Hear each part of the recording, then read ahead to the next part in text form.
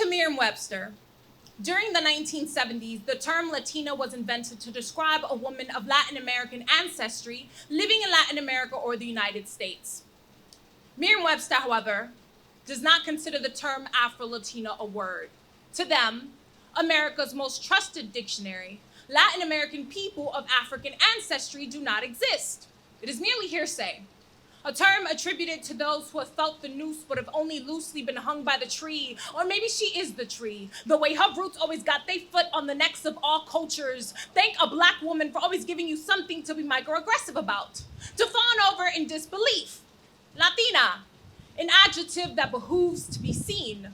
Afro-Latina, a myth, a folktale, a thing she becomes after the search party leaves, like she hadn't been standing there all along, clearing the forest while you grind her bones to fertilize the soil. This isn't a metaphor for black girl magic or anger. This is me, no longer flat ironing my fro to fit within the margins of a term dependent on my proximity to whiteness. I am not black and Latina. I am a black Latina. I am anomaly strangers whisper about in disbelief, confident my tongue don't conjugate like theirs. I'm creating my own narrative before they write me out the wrong story, contort my surviving into their savior, build me a shrine to die on.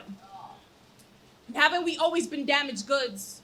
Sold at a bargain price, carbon copy us into ash, snap their fingers and blow us into dust. Her silhouette the standard, her afro a wig they take on and off, her melanin packaged and sold at leisure, her culture a billion-dollar commodity. Merengue, bachata, salsa, rumba, tango, samba, name a beat, her hips ain't formed and twerked into baile, into ritmo, into música. When Celia says La Negra tiene tumbao, she is speaking for millions of Afro-Latinas who go missing in history books, in movies, in TV, on television, in conversations about her own identity. In real life, Afro-Latinas, black women, poor women, marginalized women are dying, are targets.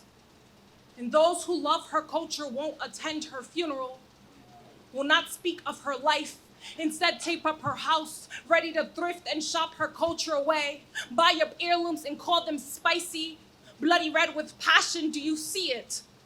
How easily black girl becomes wallpaper to the building of her own identity, a mime always in front of her to edifice a movement. My culture is not your cash crop. My mother's country is not your paradise. My bilingual tongue is not your inquisition to crusade over. Dicen que soy Latina, until I start talking about colorism, until I check them on erasure, until I choose to speak on my own behalf, until I remind them my Afro comes before Latina.